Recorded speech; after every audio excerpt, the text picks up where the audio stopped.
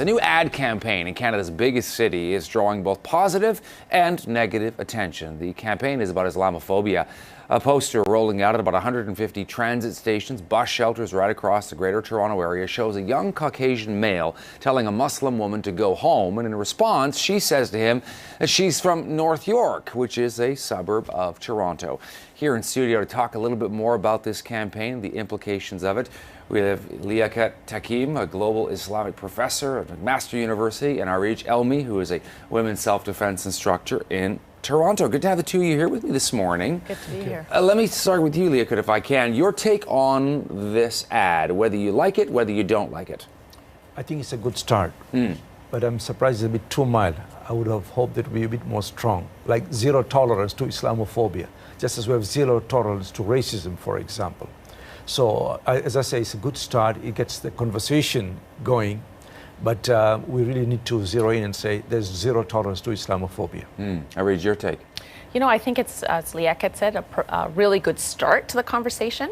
And I think what's really unique and positive about this campaign is how it's turned a popular insult that's often hurled at Muslims and really used that to sort of frame the conversation. And what I mean by that is I teach women's self-defense, particularly with Muslim women.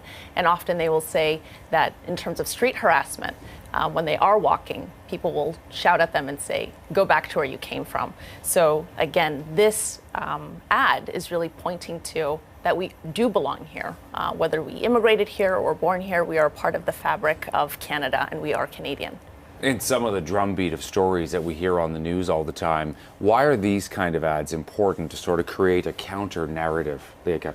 Yeah, I think they're important simply because they start the conversation going. They challenge many of the stereotypical images that people have about Islam and Muslim, that Muslims are somehow somewhere from the Middle East and they look foreign and alien.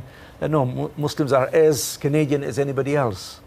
And I think that's an important start, as I said, to the conversation that is unfolding in different parts of Canada and in North America. What are some of the, I mean, frankly, some of the things that you face, Arij, yourself in your own life? You know, it's great that you asked me that because I have a perfect anecdote that I can share in terms of By all means. how my belongingness was questioned. So once a couple of years ago, I was grocery shopping, and like many of us, I had forgotten one item. So I was at the till, and I just went back to the aisle to grab what it is I needed.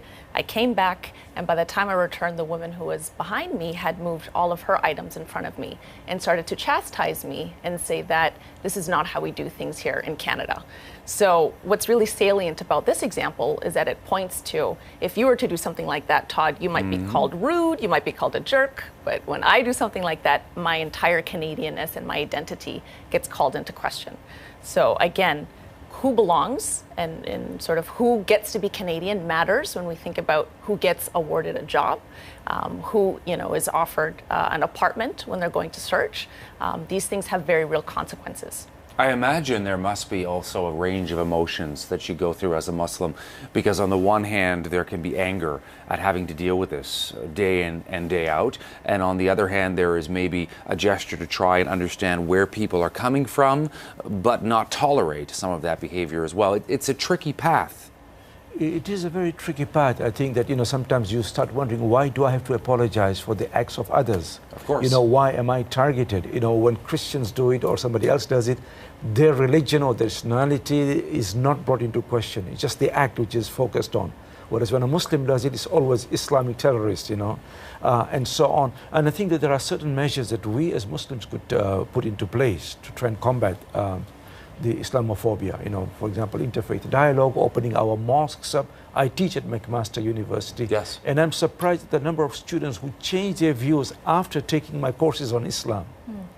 Many of them say, we never thought of Islam in this vein. We never thought of Islam in such terms, So only after the education, after being educated, they say, well, our view of Islam, our perspective has changed completely. There also, as you both know very well, there is not one monolith whole. I mean, Islam is very diverse. There are all sorts of different facets, all sorts of different people, all sorts of different sects within the faith. That's right. And that's what's so exciting about this campaign, because you're not seeing one archetype of who a Muslim is. It's not only that one image that you mentioned with the Muslim woman who is veiled. There are others who aren't veiled. There are men who are, brown, who are black, who are of every different race and ethnicity. So we need to reimagine who Muslims are. And again, to have that knowledge that they are Canadian. Reimagine and rethink. I want to thank the two of you for coming here into the studio today. Great to have you here. An important conversation. Thanks so much. Appreciate it.